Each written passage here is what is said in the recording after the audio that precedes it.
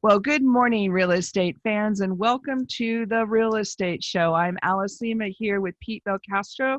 We're both real estate brokers at John L. Scott, and we are here to talk about all things real estate in Southern Oregon. We have another beautiful week behind us, a little bit of rain, a little bit of this, and still a little bit of Corona. And Pete, just wanted to check in with you and see how things are going in your real estate world. Well, the biggest thing is that the weather has changed. Now it's pretty warm out. And so with that, people are out and about.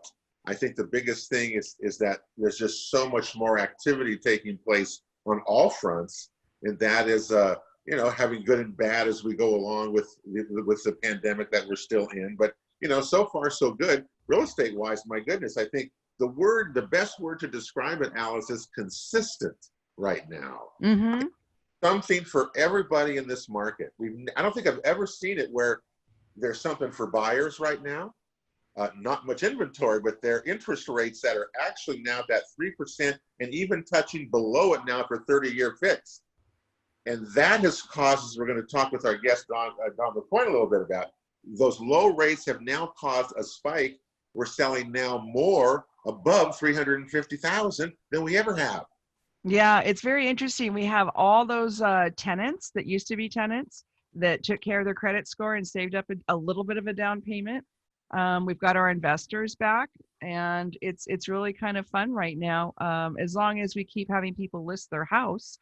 Yeah, well, that's still the biggest problem. That's really the biggest hurdle it faces, especially in the lower price categories. But if you're kind of moving up into that 400 range, 450 range, you've got a much, much greater supply of inventory there than you do at 350, 375. So what it's done is just change the dynamics of the market a little bit as we go into summer. Now we're getting more tourists are coming through. Still a lot of people coming from out of the area and looking, and if priced in the right category and the right price, hey, it's going to go fast. So what's the word? You got to be ready, right? That's the only thing we can do.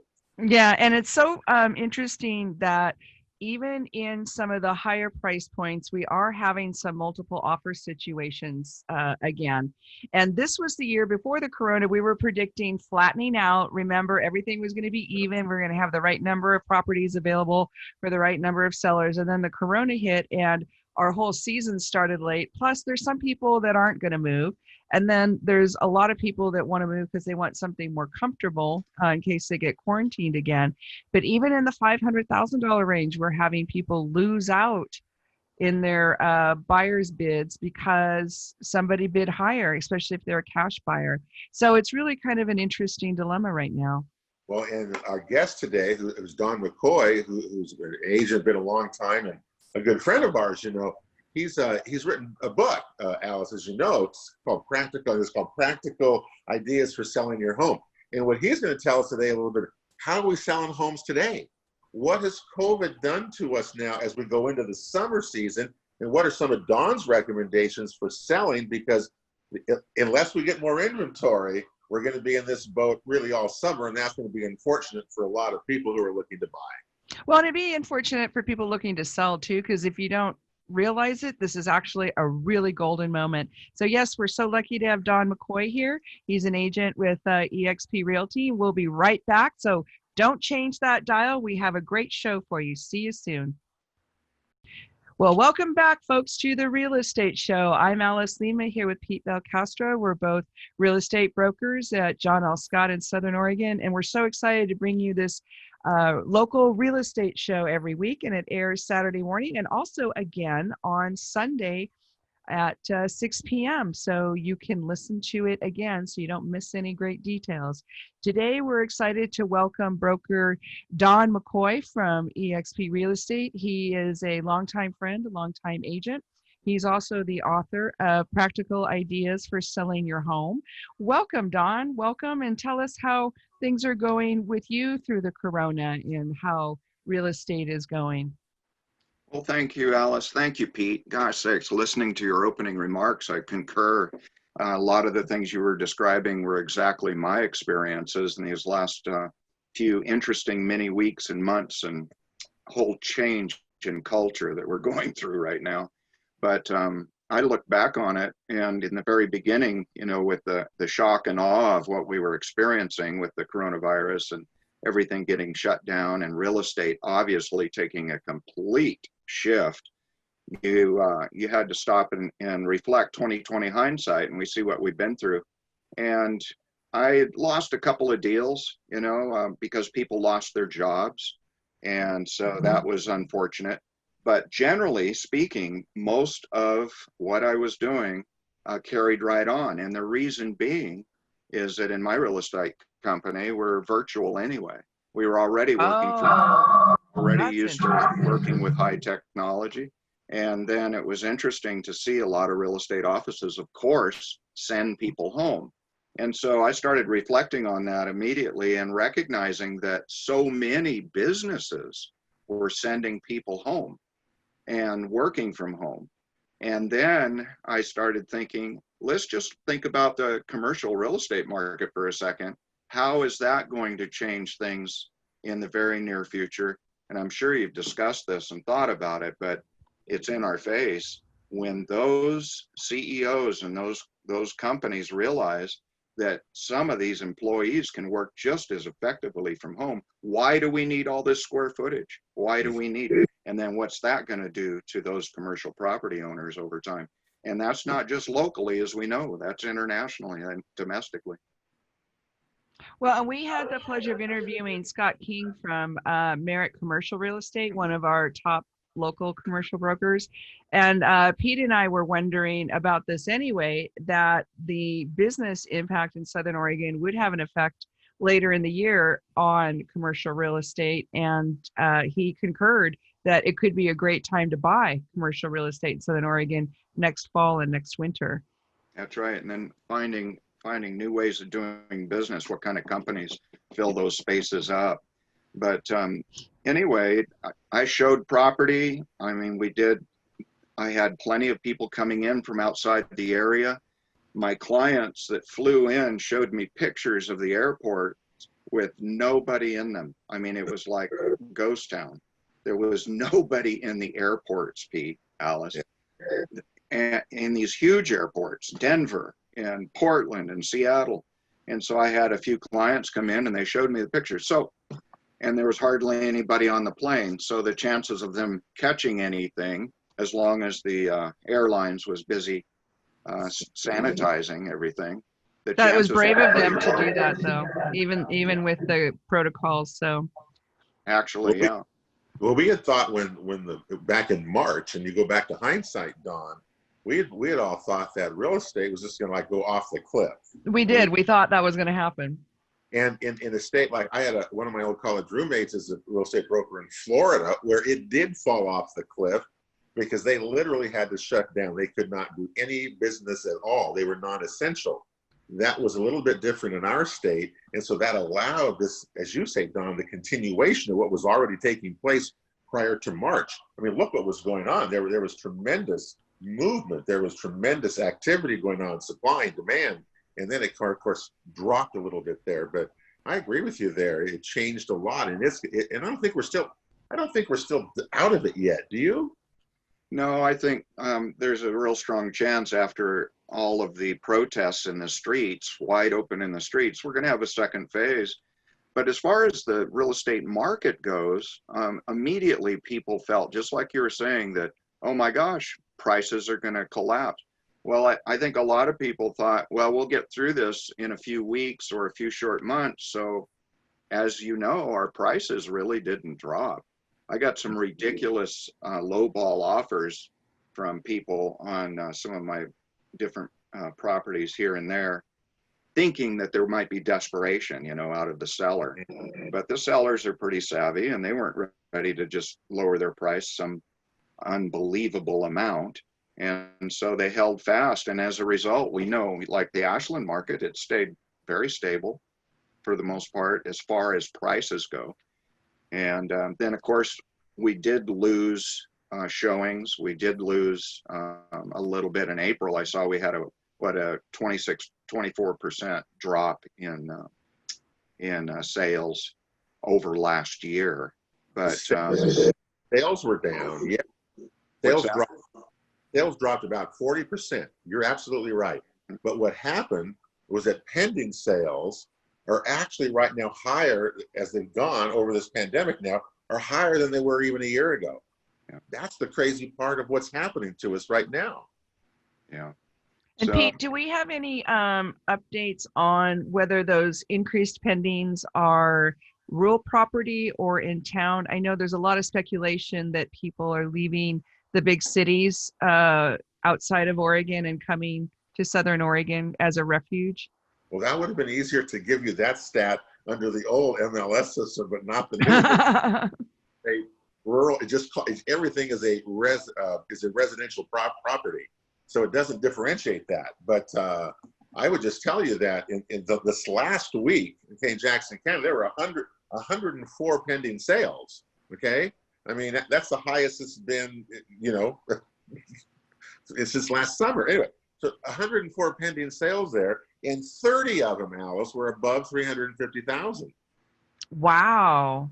Telling you that's what's changed because the interest rates have dropped again, and so buyers are able to get more of a house right now, and there's more inventory in that price range, and so that's exactly what we saw in the figures here. You can see they came out last week. It's just perfect for that. Well, that's above the national average as far as price point goes. So I'm really hoping that a lot of those people were our locals, because that's the other concern is that if the prices do go up, then that's going to lock out a lot of our local folks, from owning a home. And that's always a big issue. I think there's no question about that. And that's, I think, the biggest worry we're all going to have is what happens to the local people here trying to move up, trying to improve their situation with their housing, or those trying to change their housing, who are, downsizing and going the other way. Mm-hmm. And that's where we have a lot of clash and conflicts, and where we really have problems again for people. If I want to sell my house and buy another one, how do I do that? And I think that's the problem that, Don, what do you, as you recommend for your clients, what are we telling people right now? I want to sell, I want to buy. Yeah. What I'm seeing, Pete, is the lenders are obviously dictating pretty clearly what they can and can't do now. I mean, when all this came about, I'm sure you've talked about it, the parameters in lending have really shifted. They've really tightened up. And so that's affected people, what they could do just a few months ago, what they can't do today. And so that's changed a little bit with some of my clients. I saw it firsthand. The lenders are going, we have our hands tied here. We lost this, we lost that. And, I'm not a lender, so I don't know all of those details, but are you familiar with what I'm talking about? How it really tightened up the market? Where did they tighten it up? I'm not familiar with that one. It was kind of individual, like some companies did, and then some companies went the other way where they're not even doing appraisals. So, but I'd love to hear of your experience of the tightening up, because I think people need to be aware that that's possible. Yeah. So yeah, I just had a couple of different experiences where the lenders had to explain to their clients that they just couldn't do for them what they were doing just a few weeks prior, a few months prior, because their underwriters just really clamped down on some of the ratios, where their debt ratios were, or where their income was coming from. Oh, so they changed that. Self-employed, these kinds of things. Okay. So interesting. That got tighter, and so that affected me also, and getting things done, and getting transactions completed. But otherwise, I personally, I had 3 closings last month, and a new listing on the way now. I sold a couple listings. I got rid of a couple of listings, clients that aren't able or refuse to lower their price or adjust or to upgrade the property to a level that would reflect what the price was that they wanted. And if that can't get done, people just will not buy those properties. And no matter many times they read my book. And sellers need to be aware that you're right, Don, because people are expecting the prices that are going today. They want these places, in my experience with it, they want it to be one move-in ready. They don't want to have to go do a bunch of work in it. They want to be able to come into it, especially if you're asking me for a good price on that house. I mean, look, $300,000-$400,000 is a lot of money, and the house better be nice. So you're right, it's going to sit there, and stuff that's sitting there is either too high priced, it's in a terrible location, or it needs a lot of work. Right? Those are the three things. Or it smells like pee. Or Yeah.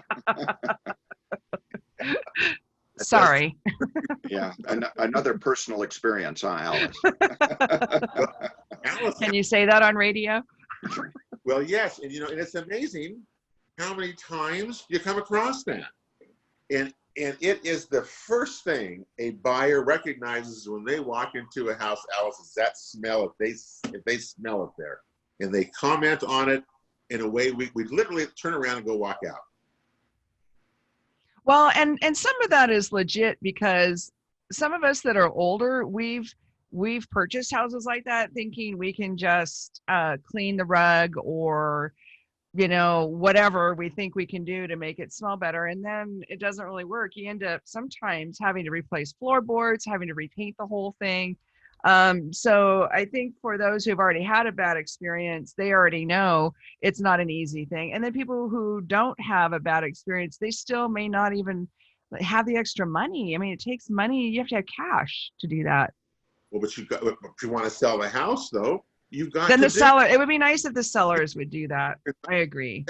Not going to sell it for what you want for it if you get there. That's the bottom line on so many things right now, that buyers are pretty picky. Even with the low inventory, they're picky on what some of these little things are that should be taken care of by the sellers before they put it on the market. Yeah, I think so too. Plus the sellers would get a nicer offer. They'd probably get more offers. So we've got a break coming up here quick. We're talking to Don McCoy of eXp Realty, and also the author of Practical Ideas for Selling Your Home. We're talking about Southern Oregon real estate here on the Real Estate Show. Pete Belcastro, principal broker, John L. Scott Real Estate, and myself, Alice Lema. We'll be right back, so don't go away. We've got more great conversation about Southern Oregon real estate. Don't touch that dial. Well, welcome back to the Real Estate Show, folks. I'm Alice Lema here with Pete Belcastro. We're both brokers at John L. Scott Real Estate here in Southern Oregon. And we have the good fortune of interviewing Mr. Don McCoy, who is a broker at eXp Realty, and he's also the author of Practical Ideas for Selling Your Home. We're talking about how we're coming out of the corona, what an interesting market it is right now, because there's a little something for everyone. Pete, you were just touching on that during the break. What else do you have to add to that? Well, think about this. I mean, interest rates right now are at roughly 3%, and now even dip below that for 30-year conventional mortgages. Okay, we may never see that again. I don't know. We never thought we were going to. How many months ago did we talk about we were never going to see them, below 4? And look at them. So now they're even literally below 3. That is an opportunity for buyers that may never come again, whether what price range you're looking in to move up into a larger home that you could not have afforded 3 or 4 months ago. Now's the time maybe to do that. So for buyers, this is a really unique opportunity, right? I mean, would you guys agree with that? I would. Oh, yeah. Oh, Yeah. it isn't.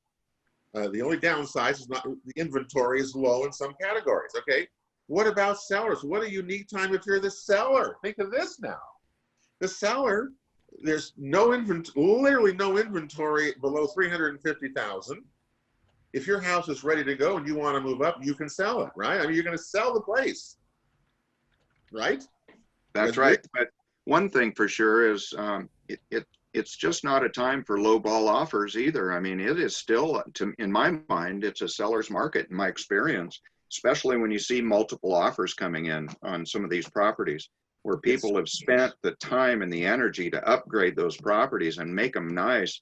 It's not a time for low ball. It's a time for maybe asking for closing costs, something like that. Well, you are absolutely correct, Don. Below 350,000, the inventory levels are less than a month. So you're absolutely right. Now, if you go up, if I'm going to go in $1 million range, there's quite a bit of inventory out there, and that turns into the buyer's market there. But the sellers below those price ranges, you're absolutely right. They have a unique opportunity right now to sell that they've never been able to do fast and get on and move. So we're really seeing a market on both that is, to me, we've never seen before, and I don't know if we're going to see it again. Who knows? Well, and Don, don't you think it's somewhat property specific? Because as we were talking earlier, it's all price ranges that are having multiple offers. It is kind of a seller's market. So how do you address that with your real estate practice? Yeah, we focus directly on, is this in a proper price range, or is it listed a little too high where we could take a little bit of a lower offer in our offer? And so the point is that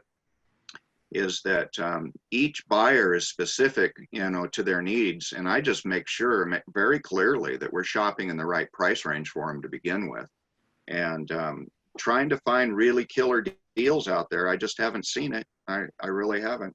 So I've had clients that do want to come in and offer some crazy price, some crazy lowball price. But there's so many good upgrades now. When people put in new appliances, all of our technology now is so strong. Energy Star, our low energy appliances and hot water heaters, dishwashers, the stoves, the ovens, all these things have been upgraded in recent years so nicely that that does increase the value of these homes because it lowers the energy bills a little bit. And so when you see any kind of upgrading going on, it's not time for a lowball offer or trying to, take the wind out of the seller's sails by any means. Mm-hmm. Mm-hmm. So how do you explain that to people, though, so that it doesn't sound like you're just trying to be a salesperson spending their money? Yeah, well, that's it. We actually, I show them comps. We go in and show what the neighborhood is doing where I can, and I know where there's multiple offers on property. It's just happened to me in the last few weeks where I've had clients miss out because of multiple offers, and we just weren't the highest and best. Mm-hmm. And so it kind of shocks them into reality that, my gosh, this isn't a time. Just because of the coronavirus and all this experience we're going through, it does not mean sellers are just reducing prices drastically. Yeah, I've seen people back off on listing their home out of concern. Because they can't find something? The market's going to be. Yeah, they backed off on listing it, and they're going, well, let's wait. But other people just jumped right in and said, let's get it listed and let's hurry up and make it happen. Yeah. Well, and if you've got the guts to do that, because I have a young family who did that, and they sold in the middle of the corona. They got top dollar. We were actually kind of surprised that it appraised. They are living with their parents right now, and they're getting an amazing deal on their purchase because they separated those two transactions. Not all of us are willing to do that, but if you can, boy, you can get the best of both worlds right now. Yeah, I agree with both of you, with Pete. It's really an interesting time. Well, so, go ahead. Well, okay. I want to ask you both this question is because we talk about a lot when you price something, and pricing is always the key to real estate, right? And it always comes down to money. I mean, in the end, that's what we're mostly going to come down to. So I'm curious as to what you tell people, say so much per square foot of a home. Do you, either of you, use that much when you talk to clients, or do clients even talk to you about that figure, which sometimes can be misleading if you're trying to price something? Yeah, I use it if I'm in a neighborhood where the builders were pretty much the same builders and the homes were pretty much the same style and square footage, within a range. You can use square footage pretty effectively there, price per square foot fairly effectively.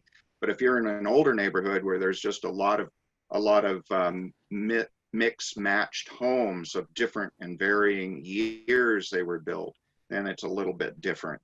So I zero in on trying to really find like kind when I'm in an older neighborhood.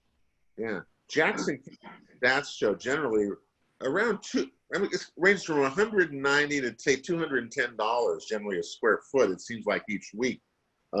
Josephine County is a little comparable. Klamath County is going to be a lot less there in terms of square footage, but some people use that as a pricing thing, and some people don't.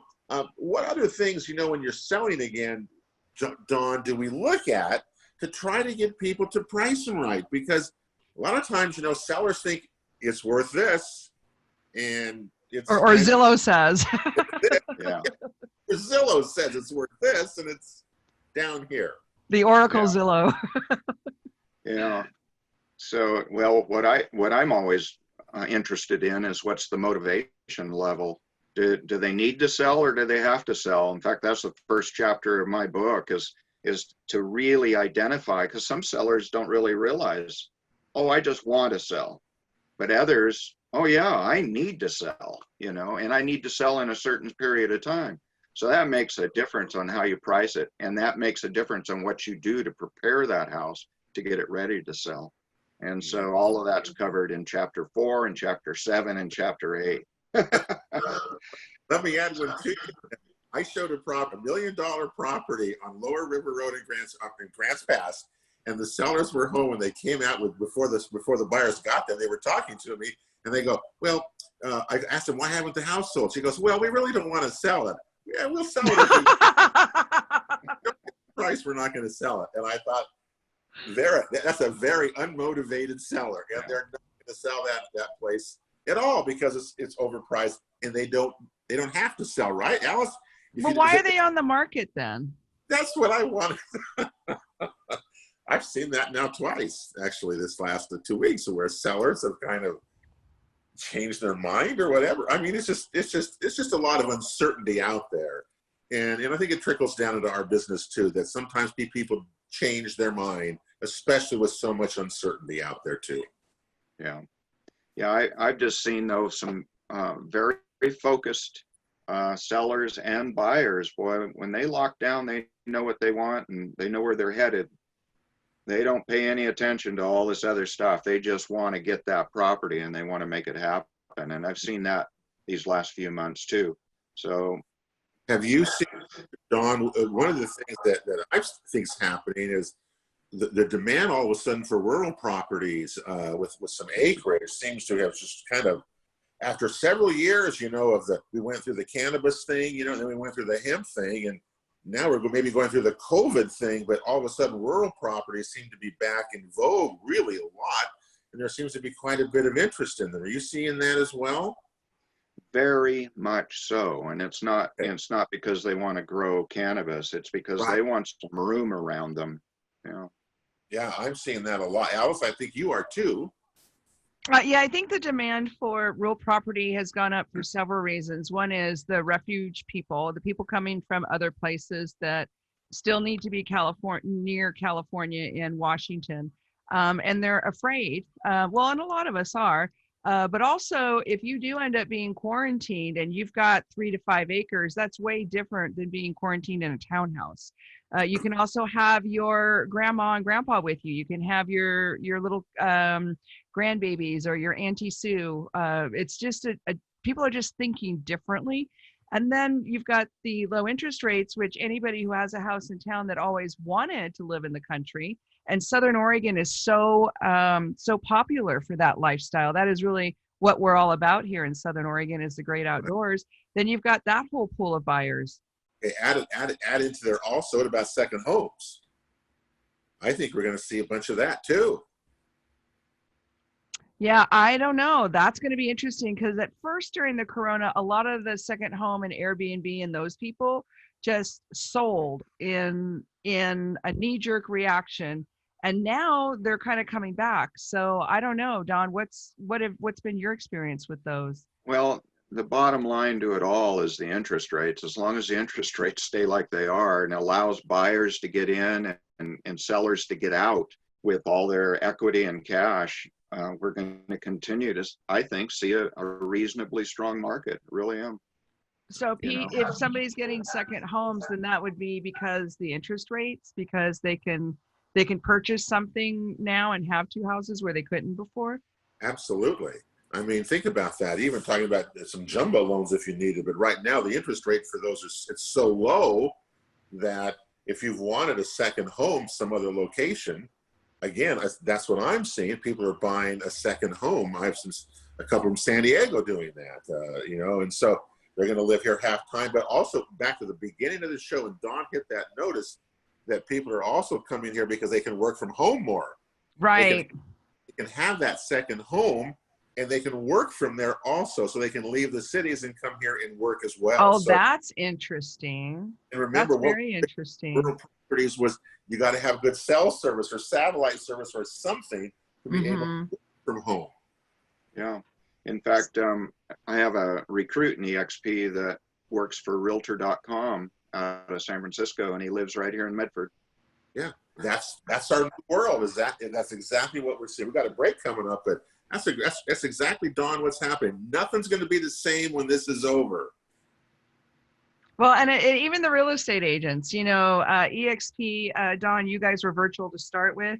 I have a pretty good sized team, and we've decided to stay remote. Everybody has to make their own decisions, but part of our reaction was just we got more work done from home, which is not the case for everybody. That's right.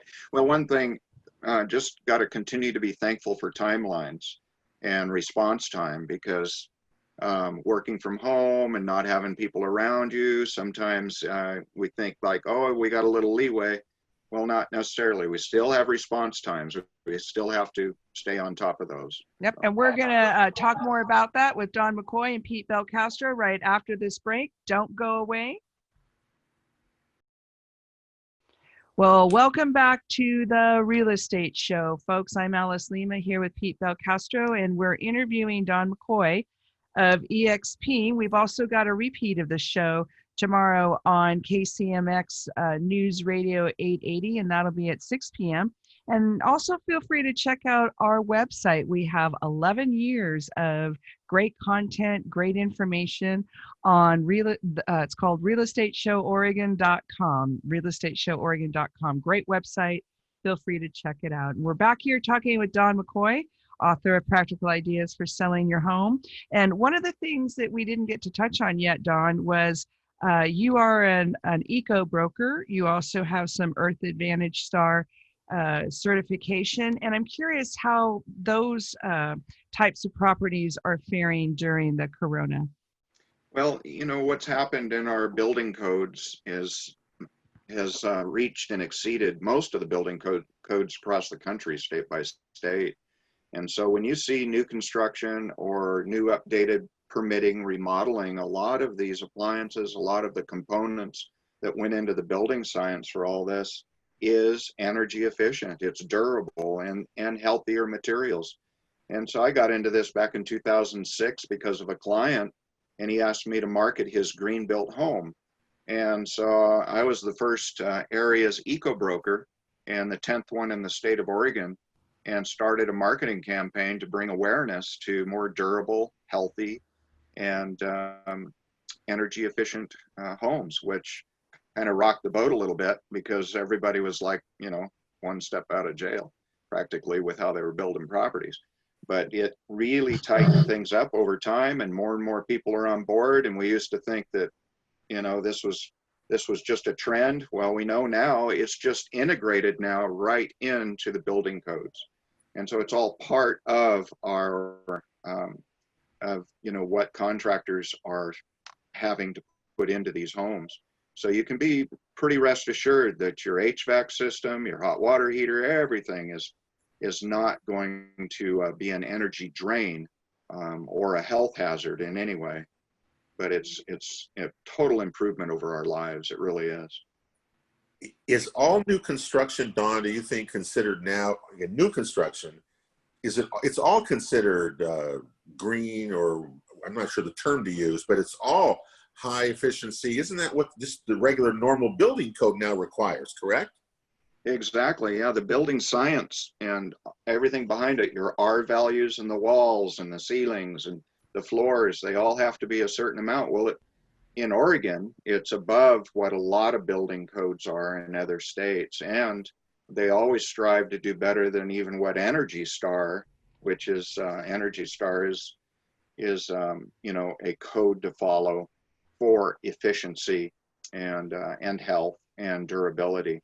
And so Oregon has been in the forefront for quite a while on that. But I got into the whole thing not because it was some big radical movement, but because we need to use the science we have and the technology we have to build better homes. It's a better value for our people that buy property and then sell property, and the people want to know they're getting a good product. Doesn't Oregon have a new ruling coming in where everything new construction has to be built under net zero? Isn't everything now net zero? You can't have any whatever. Isn't that happening now? Yeah, when they start, when the state or the Fed start mandating things, that's where we start having challenges, but they think they can create this, and a net zero energy home is not an inexpensive way to build by any means. And so if they actually, if builders can find an efficient, cost-effective way to do this, then, it's really nice to be off the grid. And I've always encouraged that anyway. I mean, why should we be subject to somebody running into the power pole down the street, and now our freezer doesn't, stay working. Our refrigerator goes out. We don't have any lights, we don't have any heat.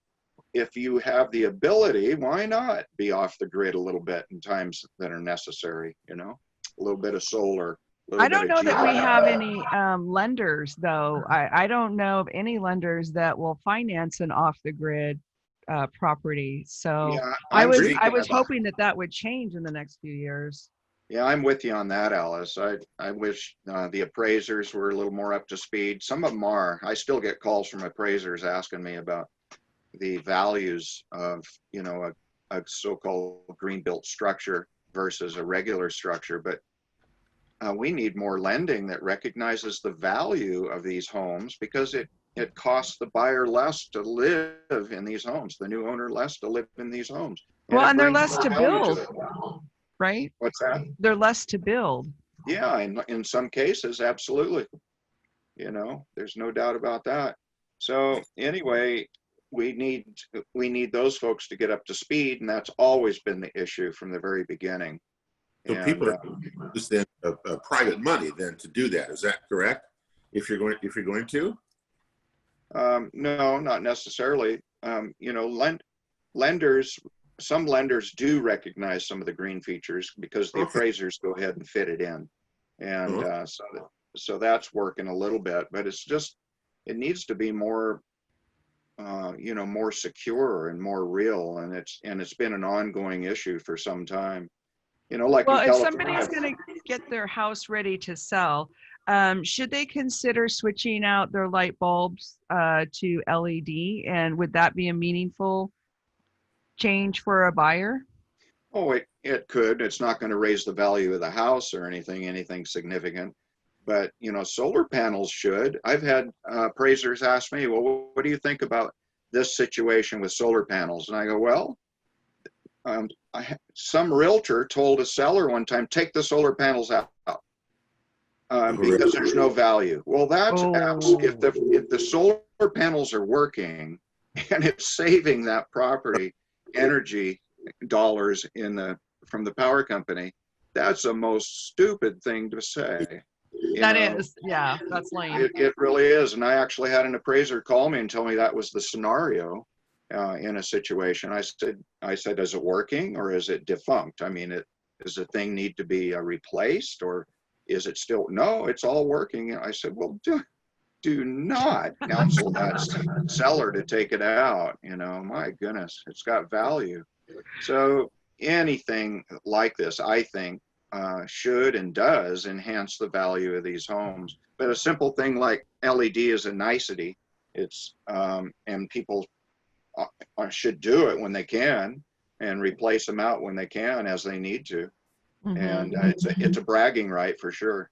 Well, certainly if you're wanting to build in the future, you're going to have to do what Don is saying, and as the buyer there, you're going to have to be very aware of these new rules and regulations of what you're going to put in. But they're certainly building them, and so it must be working somehow, because we're seeing a lot of new construction. So energy efficiency, all those things, I think that's a good sign.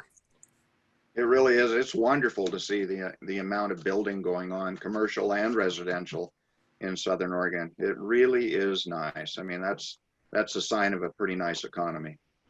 Well, and we're going to have to wrap it up, folks. Thank you, Don McCoy, EXP Realty and author of Practical Ideas for Selling Your Home, and Pete Belcastro, Principal Broker, John L. Scott, Southern Oregon.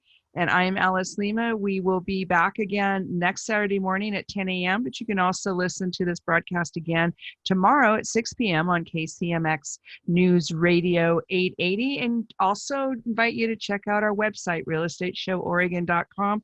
Lots and lots of great content there. Have an absolutely beautiful Southern Oregon weekend. Thank you, gentlemen. We'll see you next week. See ya. Bye.